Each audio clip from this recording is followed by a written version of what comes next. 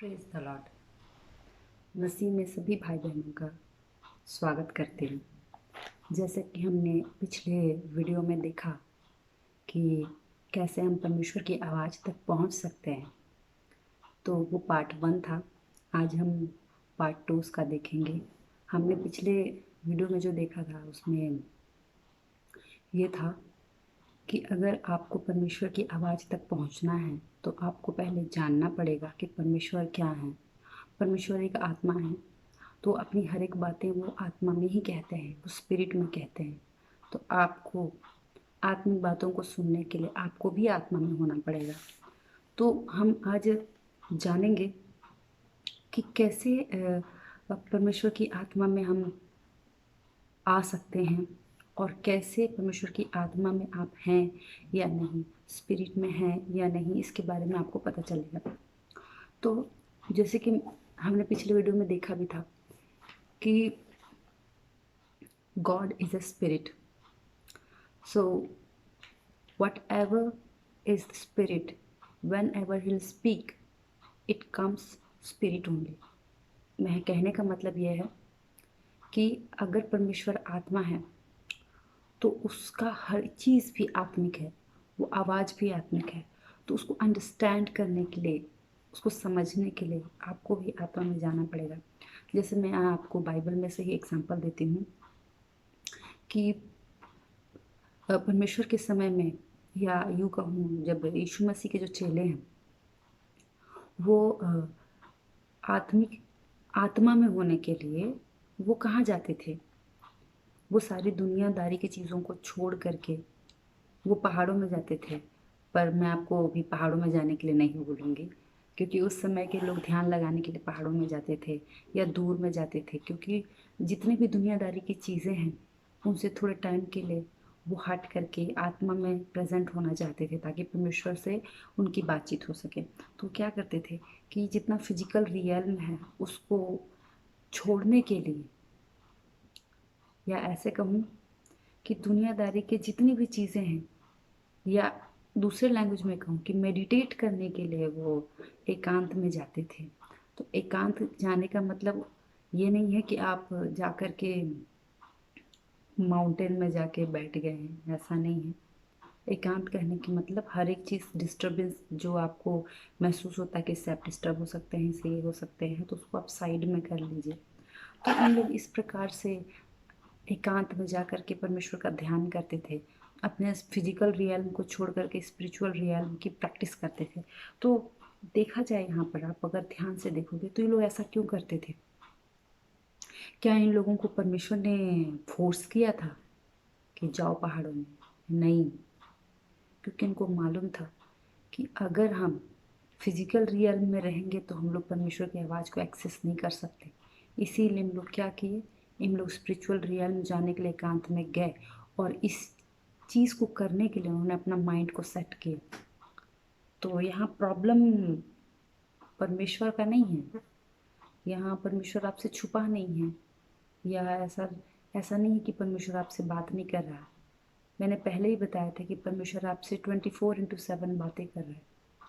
लेकिन प्रॉब्लम कहाँ? आपके अंदर, क्योंकि आप फिजिकल रियल्म से, सांसारिक दुनियादारी से आप बाहर निकले ही नहीं है, तो परमेश्वर की आवाज़ को कैसे सुनेंगे?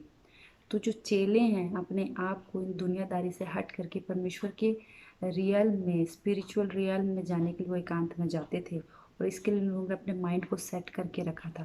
तो कहने का मतलब ये कि जो माइंड सेटिंग का काम है, जो माइंड सेटिंग का काम है वो आपको खुद करना पड़ेगा। यहाँ परमेश्वर आकर के आपके लिए चमत्कार नहीं करेगा। तो आपको अपने अंदर से डेवलप करना पड़ेगा कि मुझे परमेश्वर की आवाज़ सुनना है, मुझे एकांत में जाना है। मैं आधे घंटे के लिए, 1 घंटे के लिए, जितना भी मेरे से हो सकता है, मैं उसको सारे डिस्टर्बेंस को साइड करता हूँ। फिर मैं परमेश्वर की ओर ध्यान लगाता हूँ, सारी दुनियादारी की चिंताओं को साइड करके। क्योंकि बाइबल बताती है, अगर हम पहला तिमोथी 4:1 खोलते हैं, उसके अनुसार से हमको पता चलेगा कि जो स्पिरिट में रहता है परमेश्वर, जो स्पिरिचुअल रियल्म में रहते हैं, वो कैसे स्पिरिट बात करता है। आइए हम खोलते हैं पहला तिमोथी 4:1, मैं आपके लिए पढ़ती हूँ। परंतु आत्मा स्पष्टता से कहता है कि आने वाले समयों में कितने लोग भरमाने वाली आत्माओं और दुष्टात्माओं की शिक्षा पर मन लगाकर विश्वास से बहक जाएंगे। अगर इसी को मैं किंग्स जेम्स वर्जन में पढ़ूंगी तो यहाँ लिखा हुआ है, now the spirit speaketh expressly that in the latter times some shall depart from the faith, giving heed to seducing spirit and doctrine of devils। तो मैं अगर मैं किंग्स जेम्स वर्जन का जो स्पीकेथ एक्सप्रेसली को अगर ग्रीक वर्ड में बोलूँ तो एक वर्ड कहलाता है जिसको बोलते हैं हम रेटोस। रेटोस जो है RHETOS, रेटोस, जिसका मतलब होता है स्पीक डिस्टिंक्टली। मतलब इसका मतलब ये होता है कि ऐसा बोलना या ऐसा कहना जिसका कोई सेंसिबल मीनिंग निकले, जिसका कोई अर्थ निकले, जिसका कोई साफ साफ कोई मतलब निकले। तो अगर इसको दोबारा अगर मैं वचन जो पहला तिमोथी 4 का उसको अगर मैं रेटोस वर्ड को जोड़ के पढ़ूंगी तो उसमें क्या बोलता है कि आत्मा रेटोस से कहता है, मतलब साफ साफ कहता है। देखा मेरे प्रियो, परमेश्वर जो है स्पिरिट में वो बोलते ही रहते हैं, बोलते ही रहते, बोलते रहते हैं। और ऐसे सिर्फ नहीं कि जो आपको ना समझ में, वो स्पष्ट से बोलते हैं। स्पष्ट बोले तो रेटोस, क्लियर। तो उसको समझने के लिए आपको स्पिरिट में होना जरूरी है। चलो आपने ये तो कर लिया, चलो आपने माइंड सेट कर लिया, आपने एकांत में जा कर के सारी फिजिकल रियल्म से आप बाहर निकल करके स्पिरिचुअल रियल्म में आ गए। तो आपको एक और चीज़ बताती हूँ। अब आने के बाद क्या करना है, आने के बाद बताता है वचन कि जो स्पिरिचुअल रियल्म में आ गए हैं वो स्पिरिचुअल रियल्म में चल भी सकते हैं। तो मैं उसके लिए मैं आपके लिए पढ़ूंगी गलाशियंस 5:25, गलातियों की किताब 5:25। इसको मैं पढ़ती हूँ। यदि हम आत्मा के द्वारा जीवित हैं तो आत्मा के अनुसार चलें भी। किंग्स जेम्स वर्जन में पढ़ती हूँ उसको मैं आपके लिए। If we live by the spirit let us also walk by the spirit. तो मैं आपको थोड़ा सा इसका बैकग्राउंड देना चाहती हूँ कि ये जो गैलेशियंस की जो चैप्टर है इसको किसने लिखा था। अगर आप जानोगे, आप अगर उसका बैकग्राउंड भूमिका पढ़ोगे तो पता लगेगा कि जो पौलुस है, जो पॉल है, वो अपनी जो परमेश्वर में न्यू बॉर्न है, नए नए विश्वासी हैं जो परमेश्वर को ग्रहण कर ले हैं, यीशु मसीह को ग्रहण कर ले हैं, उन लोगों को ये लेटर लिख रहे हैं। तो यहाँ पर इनको लेटर क्यों लिख रहे हैं, मैं दोबारा आपके लिए पढ़ती हूँ। उसमें लिखा कि यदि हम आत्मा के द्वारा जीवित हैं तो आत्मा के अनुसार चलें। इसका मतलब है कि पौलुस ने जो लोगों को एड्रेस किया है, जो नए विश्वासियों को या बॉर्न अगेन लोगों को एड्रेस किया है, उन लोग यीशु मसीह को एक्सेप्ट तो कर लिए थे पर उन लोग चल नहीं रहे थे, आत्मा के अनुसार चल नहीं रहे थे, इसीलिए उन्होंने लिखा। तो मैं आपको ये बताना चाहती हूँ कि ऐसा कुछ तो हुआ होगा जिसकी वजह से इन लोग चल नहीं रहे थे, या इनको पता नहीं था। उनको लगता था कि यीशु मसीह को ग्रहण कर लेना ही सब कुछ है। ठीक है, मैं मानती हूँ यीशु मसीह को ग्रहण कर लेना ही है, लेकिन अगर यीशु मसीह को ग्रहण करने के बाद क्या, यीशु मसीह को ग्रहण करने के बाद आपको जो ग्रहण किए हो, जो सैल्वेशन को ग्रहण किए हो, जो उद्धार को ग्रहण किए, उसको इस्तेमाल करने के लिए चलना सीखना पड़ेगा। क्या आपने कभी मरे मुर्दे को चलते हुए देखा है क्या? कभी मुर्दा चलता है? नहीं चलता है। तो इसका मतलब ये भी पॉसिबल है कि आप यीशु मसीह को ग्रहण कर चुके हो और आप मरे मुर्दे भी हो। ऐसा हो सकता है, क्योंकि अगर आप यीशु मसीह को एक्सेप्ट करने के बाद अगर आप आत्मा में जीवित रहते तभी आप चल सकते हैं। एक जिंदा इंसान चलता है। तो ऐसा पॉसिबल हो सकता है कि जो नया मसीह है मसीह को ग्रहण करने के बाद मर जाए, चले ना। तो ऐसा हो सकता है। तो आप चेक करिए कि यीशु मसीह को आप ग्रहण करने के बाद चल भी रहे हैं कि बस वहीं रुके हैं, बस यीशु मसीह ग्रहण कर ले, बस हो गया, हमारा काम हो गया। नहीं मेरे प्रिय, ऐसा कुछ नहीं है। तो मैं आपको बताती हूँ कि जैसे अगर आप पढ़ेंगे गलाशियंस 5 का 22 से लेकर के 23 में पढ़ती हूँ कि आपको कैसे पता चलेगा कि आप स्पिरिट में हैं या आत्मिकता में हैं, कैसे पता चलेगा आपको। तो मैं आपको पढ़ के बताती हूँ कि कैसे पता चलेगा कि हम स्पिरिट में चल भी रहे हैं कि नहीं। तो पढ़ते हैं हम लोग। But the fruit of the spirit is love, joy, peace, long suffering, gentleness, goodness, faith, meekness, temperance. Against such there is a no law. इसको हिंदी में पढ़ूंगी मैं। पर आत्मा का फल प्रेम, आनंद, शांति, धीरज, कृपा, भलाई, विश्वास, नम्रता और संयम है। ऐसे ऐसे कामों के विरोध में कोई भी व्यवस्था नहीं। देखा मेरे प्रिय, अगर आप इस वचन को पढ़ेंगे, गैलेशियंस 5 का 22 से लेकर 23, 5 का 22 से लेकर के 23, इसमें बताता है कि अगर आप आत्मा में हैं और आपके अंदर ये जो गुण है, जैसे प्रेम, आनंद, शांति, धीरज, कृपा, भलाई, ये यही सब प्रकार के अगर नेचर आपके अंदर आ गया है और आप इसके अनुसार चलते हैं, ये नेचर को आपने अपना लिया है, एक्सेप्ट कर लिया है, तो आप परमेश्वर की आत्मा के अनुसार चल रहे हैं। इसका मतलब चल रहे हैं।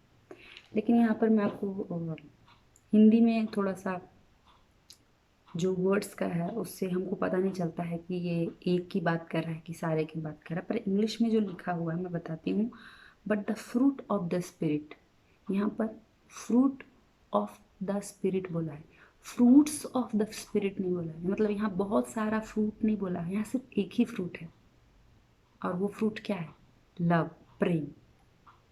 तो अगर किसी के जीवन में मसीह को ग्रहण करने के बाद यीशु मसीह का अगर प्रेम है, तो जो प्रेम के आने से, आपके अंदर प्रेम के आ जाने से बाकी गुण भी आने लग जाएंगे जो लिखा हुआ है, आनंद, शांति, धीरज, कृपा, भलाई, ये विश्वास, नम्रता और संयम। ये प्रेम समझ लो एक पैकेज है। अगर आपको इस तरह से समझ में नहीं आ रहा तो मैं आपको एक और एग्जांपल देती हूँ कि यहाँ पर जो है प्रेम, प्रेम एक लौता फल, इसको कैसे दिखाएंगे?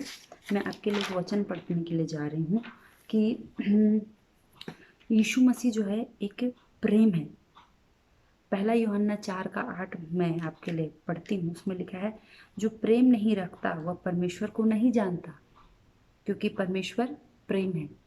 इंग्लिश में बोलूँगी, he that love knoweth not God, for God is love.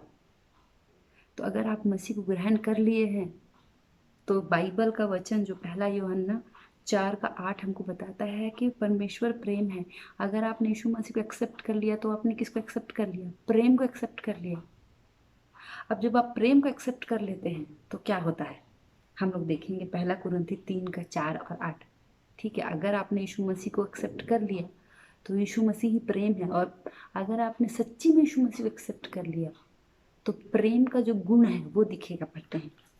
मेरे साथ बने रहो, मैं आपको बताती हूँ। तो हम पढ़ेंगे पहला कुरिन्थी 3 का 4 से 8। उसमें इस प्रकार लिखा है कि प्रेम धीरजवंत है और कृपालु है, प्रेम डाह नहीं करता, प्रेम अपनी बड़ाई नहीं करता और फूलता नहीं, वह अनरीति नहीं चलता, वह अपनी भलाई नहीं चाहता, झुंझलाता नहीं, बुरा नहीं मानता, कुकर्म से आनंदित नहीं होता, परंतु सत्य से आनंदित होता है। वह सब बातें सह लेता है, सब बातों की प्रतीति करता है, सब बातों की आशा रखता है, सब बातों में धीरज धरता है। प्रेम कभी टलता नहीं। भविष्यवाणी हो तो समाप्त हो जाएंगी, भाषाएं हो तो जाती रहेंगी, ज्ञान हो तो मिट जाएगा। देखा, मैं इसको इंग्लिश में पढ़ती हूँ। Love suffereth long and is kind, love envieth not, love wanteth not itself, is not puffed up, doth not behave itself unseemly, seeketh not her own, is not easily provoked, thinketh not evil, rejoiceth not in iniquity, but rejoiceth in the truth, beareth all things, believeth all things, hopeth all things, endureth all things, love never fails। तो अगर आपने मसीह को ग्रहण किया है तो आपके अंदर प्रेम है। अगर आप प्रेम करते हैं, अगर आपके अंदर प्रेम है तो आपका ये सारा गुण भी दिखना चाहिए। तो मैं अगर आपको दूसरे शब्दों में ये बोलूँ कि जो परमेश्वर का प्रेम है आपके लिए एक कंपास की तरह काम करता है, एक दिशा सूचक पैरामीटर की तरह काम करता है। अगर आपके अंदर ये गुण नहीं है तो आप आत्मा में नहीं है, आप आत्मा में नहीं चलते हैं। क्योंकि सच्चे मायनों में अगर आप यीशु मसीह को ग्रहण करें हैं तो आपके अंदर प्रेम होगा। क्योंकि अगर मैं एग्जांपल देती हूँ, सपोज करिए पानी है वो परमेश्वर का प्रेम है, ठीक है। और जो स्पंज है, स्पंज आप लोगों को पता ही है, वो स्पंज समझ लो वो आप हो, ठीक है। अगर आप उस पानी में अगर स्पंज को मैं डाल दूंगी तो क्या होगा, स्पंज क्या करेगा, सारा पानी सोख लेगा, है कि नहीं। अब जब वो पानी के अंदर जब सोख लिया स्पंज, स्पंज को मैं जब बाहर निकाल के उसको मैं निचोड़ूंगी तो उससे क्या निकलना चाहिए, पानी। तो सेम, अगर आप परमेश्वर को एक्सेप्ट कर लिए जो पानी की तरह है, आप अगर स्पंज हो तो आपको प्रेम सोख लेना चाहिए, मैरिनेटेड हो जाना चाहिए, ताकि आप जब उसको आपको निचोड़ा जाए तो आपके अंदर से क्या निकलना चाहिए, प्रेम निकलना चाहिए, ना कि झुंझलाना, ना क्रोध करना, ना किसी प्रकार की ईर्ष्या, डाह, ना चुगली, ना गॉसिप, नहीं निकलना चाहिए। तो अगर मैं बताती हूँ इसके बारे में कि अगर यीशु मसीह अगर सच्चे आपने एक्सेप्ट किया तो यीशु मसीह का नेचर ये ऑटोमेटिक लव, ऑटोमेटिक ही आएगा वो लव। तो मैं अगर आपको बताती हूँ तो अगर टेक्निकली देखा जाए ना तो हम हिंदी में, हम जब मैं छोटी थी तो मुझे लगता था कि आत्मा का फल बोलने से यही सब लोग आते, धीरज, कृपा, भलाई, ये सब मेरे को लगता था कि 7 फल्स, फ्रूट्स हैं। लेकिन जब मैं उसको इंग्लिश में पढ़ी, थोड़ा डिटेल में गई, तब मुझे पता चला कि एक ही फ्रूट है जिसके अंदर ये लोग समाये हुए हैं, ये समाये हुए हैं। हम लोग पढ़ते जाते हैं, धड़ धड़ धड़ धड़ निकल जाते हैं, पता नहीं क्या लिखा है, सारा रट्टा मार लेते हैं, वैसे ही होता है। पर जब उसको हम ध्यान से जब पढ़ो, एनालाइज करो, तो पता चलेगा कि आपको इतना सारा कुछ करने की ज़रूरत नहीं है।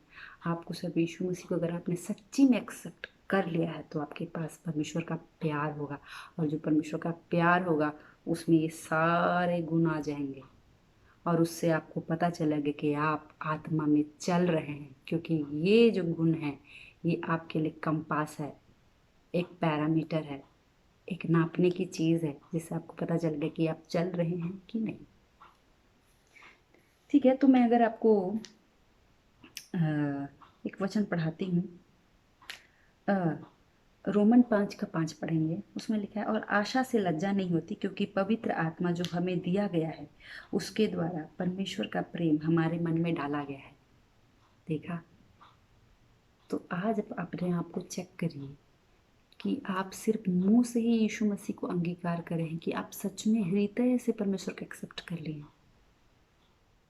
क्योंकि आपको अगर परमेश्वर की आवाज़ को सुनना है तो आपको पहला चीज़ जानना है, क्या है, परमेश्वर एक आत्मा है, और परमेश्वर जब भी बोलते हैं आत्मा में बोलते हैं। तो आपको परमेश्वर की आवाज़ सुनने के लिए किस में होना चाहिए, आत्मा में होना चाहिए। अब आत्मा में होने के लिए आपको क्या करना है, अपना माइंड सेट कर लेना है, दुनियादारी को थोड़ी देर के लिए साइड कर देना है। आपको मेडिटेट करके एक एकांत में परमेश्वर के साथ आपको बातें करनी है। बातें कहने का मतलब आप हर एक चीज़ को, चिंता को छोड़ के सिर्फ फोकस करें परमेश्वर के ऊपर। जब आप फोकस करने लगेंगे तो आपको पता चलेगा, आपके हृदय से पता चलेगा कि आप परमेश्वर को सच में एक्सेप्ट किए हैं कि नहीं। अगर आप एक्सेप्ट कर लिए यीशु मसीह को तो आपके जीवन में ये परमेश्वर के द्वारा दिया गया जो गिफ्ट है लव, वो आपके जीवन में दिखेगा। अगर आपके जीवन में लव आया, प्रेम आया, तो आपके पास ये सारे गुण आ जाएंगे, जितने भी कृपा, भलाई, नम्रता, संयम, ये आपके जीवन में ऑटोमेटिक दिखने लग जाएगा। जब ये दिखने लग जाएगा तब आपको समझ में आएगा कि हाँ, मैं तो आत्मा में चल रही हूँ। जब आप इस तरह आत्मा में चलने लगेंगे तो आप स्पिरिचुअल रियल में टैप कर लेंगे, टैप कर लेंगे मेरे प्रिय। तो अभी आपको अपने जीवन में क्रॉस चेक करने की ज़रूरत है कि क्या परमेश्वर का प्रेम आपके जीवन में है। आपको अगर परमेश्वर की आवाज़ सुनना है तो आपको परमेश्वर के लव को, जो परमेश्वर हमको फ्री ऑफ कॉस्ट देता है, जो भी हम एक्सेप्ट करते हैं अपने आप हमारे अंदर डाल देता है। मैं आपको एग्जांपल ही देती हूँ। ये उस टाइप की फीलिंग है कि जैसे परमेश्वर को आपने एक्सेप्ट कर लिया तो अपने आपके अंदर ऑटोमेटिक लव आ जाएगा। जैसे मैं एग्जांपल देती हूँ, क्या आप जब सोते हैं, सो के जब सुबह उठते हैं, तो क्या अभी आपको लगता है कि ओ मेरा हाथ है कि नहीं, पैर है कि नहीं, लगता है क्या? कि आप देखते हो ओ मैं सांस ले रहा हूँ कि नहीं? आप उठते हो ऑटोमेटिक, आप सांस लेते हो ऑटोमेटिक, आप उठ के खड़े होके चले जाते हो। कभी नोटिस किया है कि अरे अगर मैं अभी सो के उठूंगा, क्या पता मेरा पैर चल रहा है कि नहीं, मेरा हाथ चल रहा है कि नहीं, मैं सांस, ओ मुझे सांस लेना चाहिए, ऐसा करते हैं क्या? नहीं करते हैं, ये ऑटोमेटिक आता है। बिल्कुल सेम सेम, अगर आप यीशु मसीह को एक्सेप्ट करते हैं तो वो लव, वो प्रेम दूसरों के लिए अपने आप ऑटोमेटिक आ जाता है, अपने आप धीरज आ जाएगा, संयम आ जाएगा। आपके अंदर से ऐसा लगेगा कि कुछ तो ऐसा हो रहा है जो आपको ऑटोमेटिक आपको ये करने के लिए मजबूर कर रहा है। ये बताता है कि आप आत्मा में चल रहे हैं। तो मेरे प्रियो, आपके लिए गुड न्यूज़ है, अगर आप इस तरह से, अगर आप परमेश्वर के प्रेम को एक्सेप्ट कर लिए हैं, तो परमेश्वर जो एक प्रेम है आपके हार्ट में मैरिनेट हो चुका है। ये स्टेज है, आपका पहला स्टेज है परमेश्वर की आवाज़ को सुनने के लिए। तो मेरे प्रियो, ये परमेश्वर की आवाज़ तक पहुंचने का एक इंट्रोडक्टरी पार्ट मैं आपको बता रही थी, ये पार्ट 2 था।